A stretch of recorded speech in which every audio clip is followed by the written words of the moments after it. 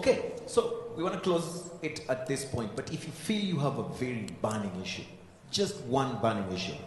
Yeah, this is a copy by, if you can have the camera, this is done by FOL. If you show this to a young people, a young person, a young woman like me, and say go into agriculture, are they going to go into it?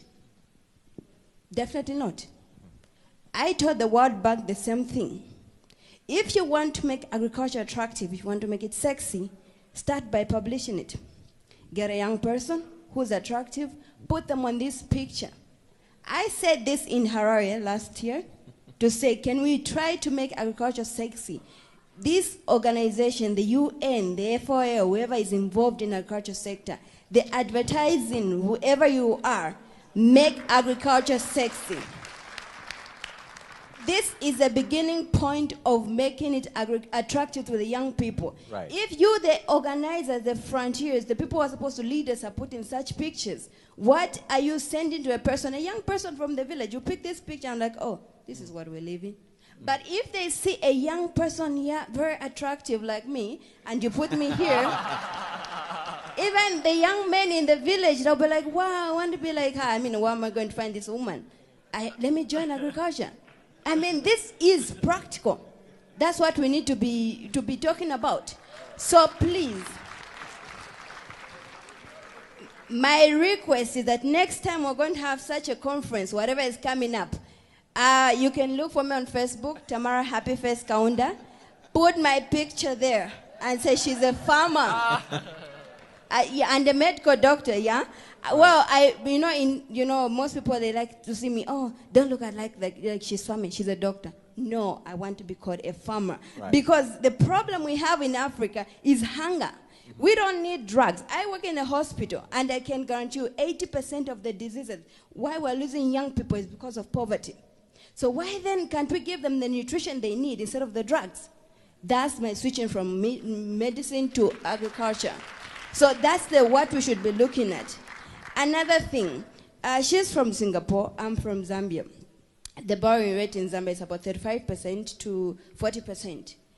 You can say, yes, I don't have, I don't want to go to the bank or whatever. No, I've tried going there. But why should I to make such a suicidal decision to go and borrow at a 40% rate? It's impossible. I want to go to the government to borrow. They say, no, you need to work for the government for 2 years. But I need the project running. I've got people following me. They need to come to the farm and see what I'm doing.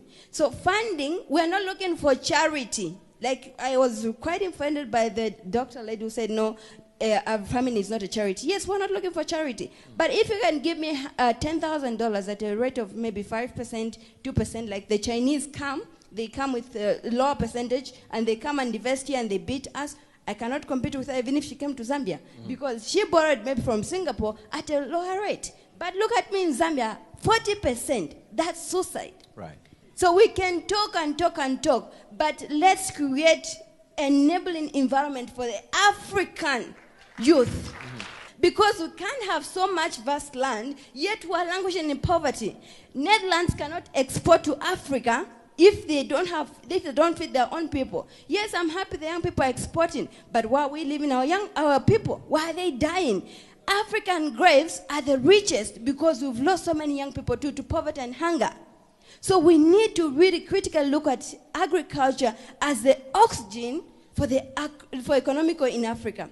It should not be a backbone. I can break my backbone today and I can live on. But if I don't have oxygen, I can't live on. So agriculture should be the oxygen of the economy in Africa. Thank you. What a way to actually powerfully finish this conversation. One, make agriculture sexy in order to attract young people into it. And number two, start seeing agriculture as the oxygen of our economies and not just the backbone of our economies. From our teams right here, we want to say thank you for watching this CNBC Africa special.